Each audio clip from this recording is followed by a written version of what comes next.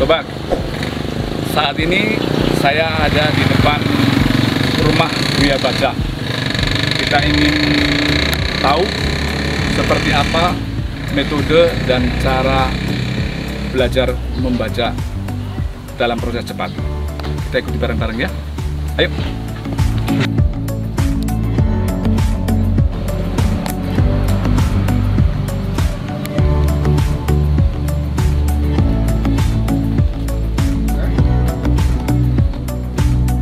Assalamualaikum warahmatullahi wabarakatuh. Waalaikumsalam Pak Agung. Alhamdulillah Mas Tanto.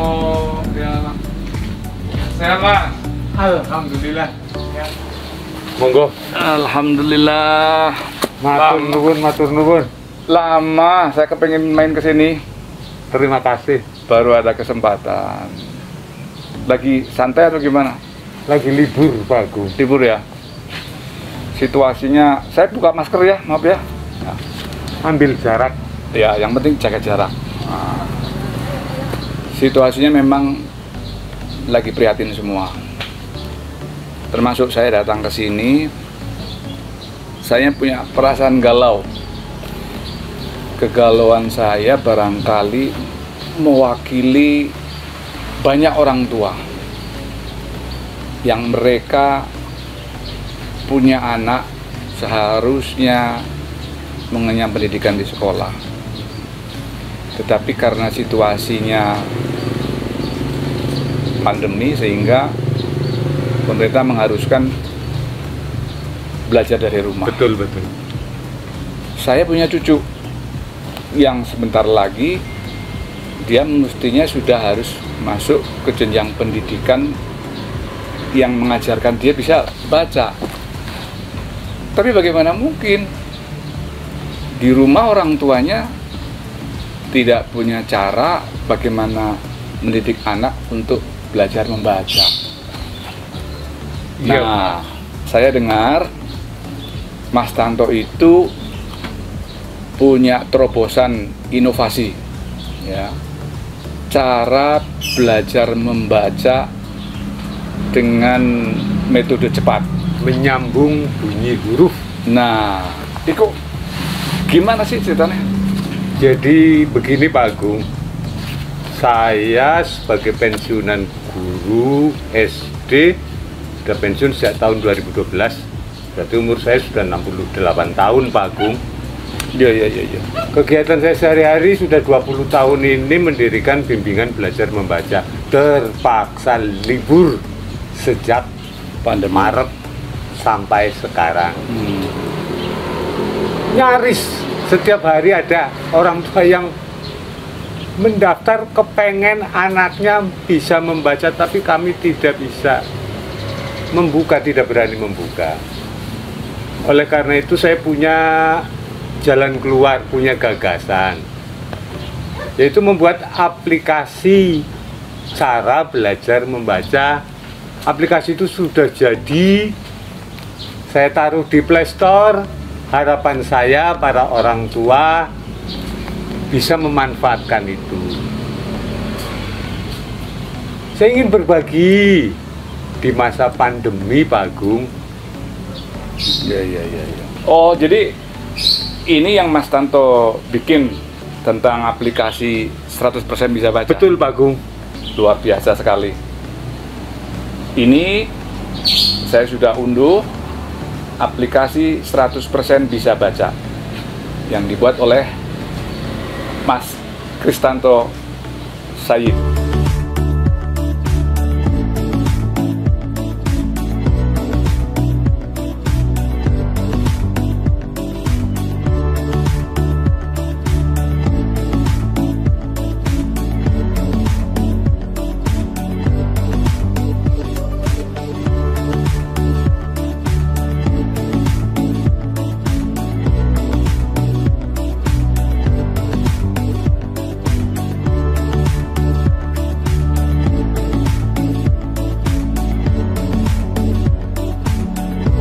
Metode yang digunakan di aplikasi ini berbeda dengan metode-metode yang lain karena metode yang digunakan di sini adalah metode bunyi huruf.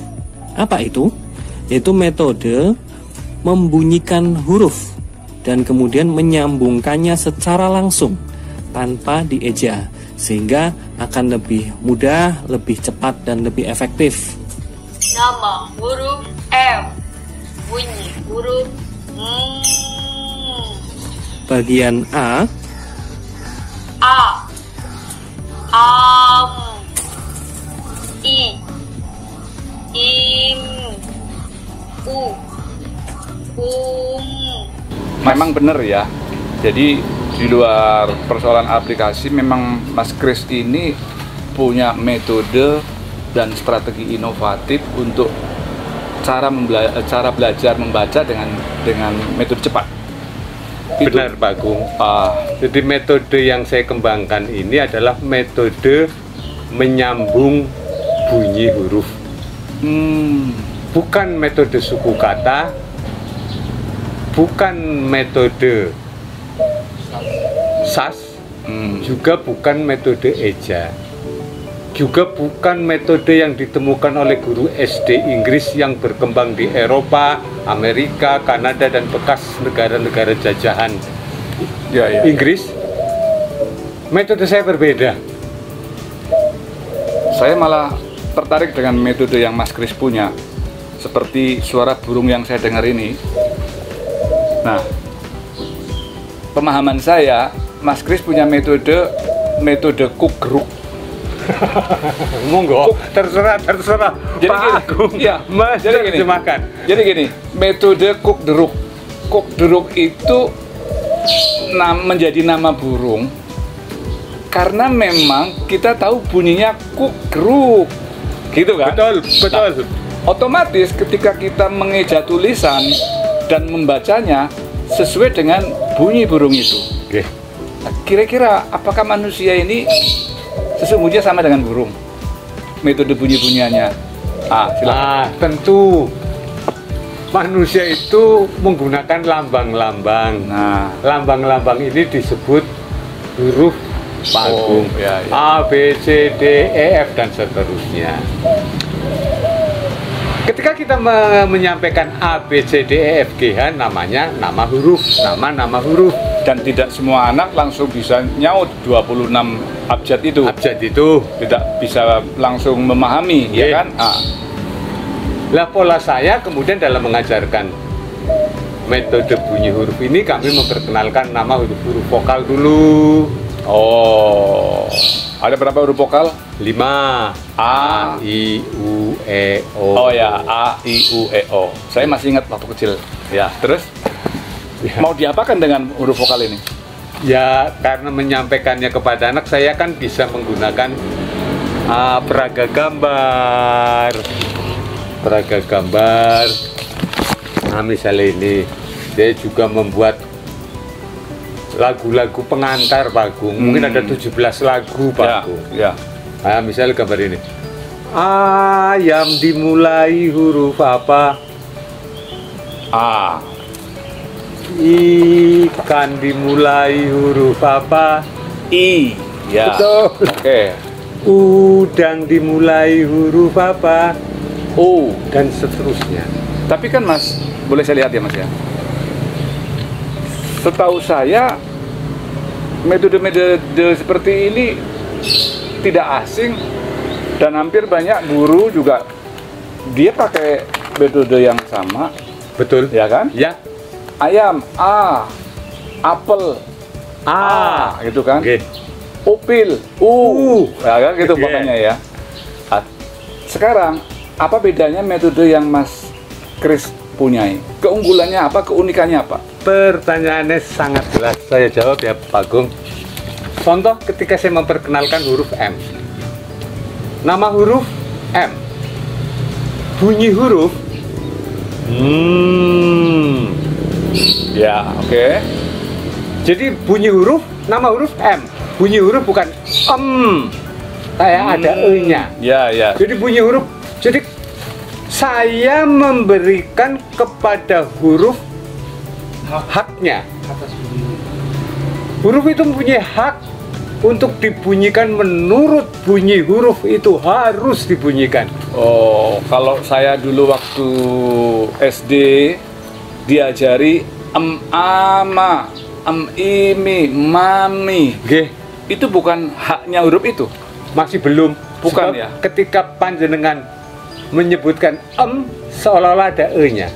Sekarang seperti apa yang dimaksud dengan hak huruf itu? Bunyi-bunyian atas huruf itu.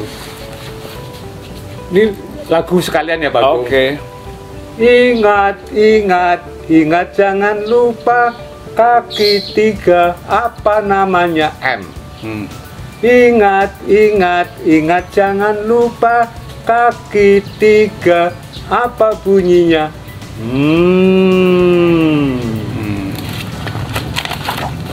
Sambungkan sambungkan sambungkan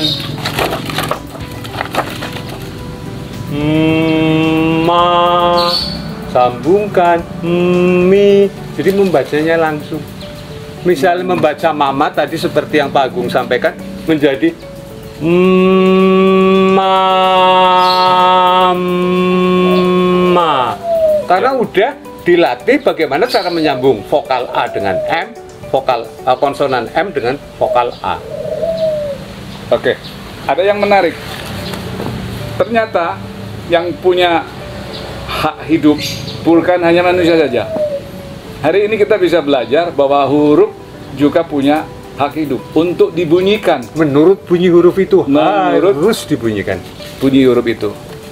Baik. Terus setelah paham dengan bunyi-bunyian seperti itu, apalagi yang diperkenalkan pada anak-anak? Jadi pada intinya Pak Agung, apa yang saya ajarkan itu memperkenalkan vokal, a, i, u, e, o, cara menyambung vokal. Kemudian saya memilih konsonan yang ketika dibunyikan bunyinya jelas. Contoh konsonan M, N, S, L, R. Nama huruf M, bunyi huruf Nama huruf N, bunyi huruf Nama huruf L, bunyi huruf Nama huruf S, mendesis, kayak ular mendesis, kayak ban kempes. Mas Kris, tidak semua anak-anak itu mereka memiliki latar belakang yang sama. Oke. Jadi soal suara ban kempes, soal suara ular yang mendesis antara anak kota dan orang kampung itu berbeda pengalamannya. Apalagi kalau soal suara motor. Lah ini metode apa yang Mas Kris bisa ajarkan sehingga anak-anak ini tertarik kemudian mau belajar? Jadi begini Pak Agung, tentu punya alat. Selain saya mencetak sebuah buku, Oke. kemudian belakangan membuat aplikasi, Ya. ada peraga-peraga penjelas, gambar, kemudian ada lagu-lagu. Misal, tadi Pak Agung, misal menjelaskan suara S lewat lagu dengan gambar. Dengar suara ban kempis, ayo, coba tirukan. Itu anak-anak ikut menirukan Menirukan Pak Agung. sehingga bisa paham Iya, bunyi S itu mendesis. mendesis. Oh, itu yang disebut hak bunyi satu huruf. Terus bagaimana? Demikian pula R Pak Agung. Dengar suara sepeda motor. Ayo, coba tirukan. Ini untuk bisa memahami dan menirukan Bunyi huruf R. Yang akan yang R. diajarkan. Waktu saya kecil, karena saya orang Jawa, diajari sama orang tua, laler menslok pager didudut makler. Kira-kira begitu ya? Supaya nggak pelo Pak Agung. Ah, itu dia. Terus kira-kira rata-rata berapa lama itu anak-anak bisa menguasai sampai bisa membaca? Dalam 7 tahun ke belakang, itu rata-rata dalam 1 tahun peserta Gria Baca itu sudah 240 tiap tahunnya. Itu jumlah peserta ya? Peserta, Ya, oke. kecuali pandemi selama bulan Maret sampai sekarang hampir 1 tahun, Gria Baca tutup. Rata-rata anak bisa membaca itu selama 30 kali pertemuan. 1 kali pertemuan 1 jam. Berarti 30 jam. 30 jam sudah bisa membaca sampai dengan huruf Z. Kata apapun, baik anak ngerti artinya atau tidak, bisa dibaca. Bisa dibayangkan dalam 30 jam anak-anak kita bisa membaca. Tetapi tentu kita tidak akan memaksakan anak kita untuk belajar 30 jam secara terus-menerus tanpa putus. Kira-kira anak itu datang ke tempat belajar Mas Kris ini setiap berapa hari sekali atau setiap berapa minggu sekali?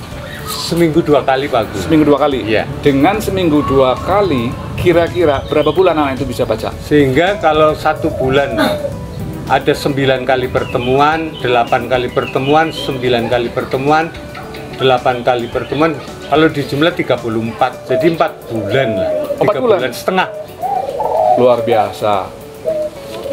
Ibu-ibu, bisa dibayangkan betapa senangnya kalau anak kita belajar membaca dalam waktu singkat, dalam tempo 4 bulan, bisa membaca tulisan yang seperti kita harapkan. Mas Kris, pesan terakhir atau harapan keinginan Mas Kris ini apa? Karena apa? Manfaatnya ini kan besar.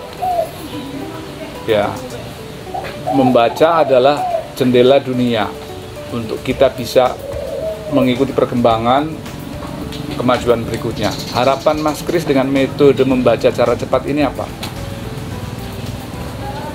Sebagai pensiunan guru, saya prihatin dengan pandemi. Saya tidak bisa menyelenggarakan pendidikan pembelajaran secara langsung, maka saya mengambil inisiatif membuat aplikasi, Bagung. Ya, aplikasi. Ya. Aplikasi yang saya taruh di Play Store. Di dalam aplikasi itu lengkap dari A sampai Z. Tinggal tadi pesan kepada orang tua, jangan menyuruh putra-putri Anda belajar, tapi dampingi mereka ketika belajar. Itu pesan saya, Pak Gung. Oke, baik, bagus sekali. Mas Kris punya keinginan luhur. Meskipun situasinya pandemi, segala sesuatunya penuh keterbatasan, tidak ada alasan untuk tidak belajar. Salah satunya seperti yang tadi saya sebut, unduh aplikasi di Play Store. Gratis, Pak Gung. Dengan gratis, dengan cara mengunduh aplikasi yang disebut 100% bisa baca. Kemudian dari A sampai Z, ibu-ibu dan sahabat-sahabat tercinta yang ada di rumah tetap bisa mengajarkan anak-anak kita. Pak Gung, ini buku saya. Saya ingin memberi kenang-kenangan pada Pak Gung. Mudah-mudahan bisa disampaikan, harapan besar saya bisa disampaikan kepada teman-teman Pak Gung yang berada di Komisi Pendidikan. Aduh, luar biasa, sobat. Saya mendapatkan hadiah dan kenang-kenangan yang terindah di masa pandemi ini. Mendapatkan buku cara membaca dengan metode cepat. Insya Allah nanti akan saya sampaikan, meskipun saya ada di Komisi 2, saya akan sampaikan kepada kawan-kawan yang komisi yang membidangi pendidikan. Terima kasih Mas Tanto. Sama-sama, sekali Pak. lagi salam sehat, bugar gembira bersama keluarga. Assalamualaikum warahmatullahi wabarakatuh.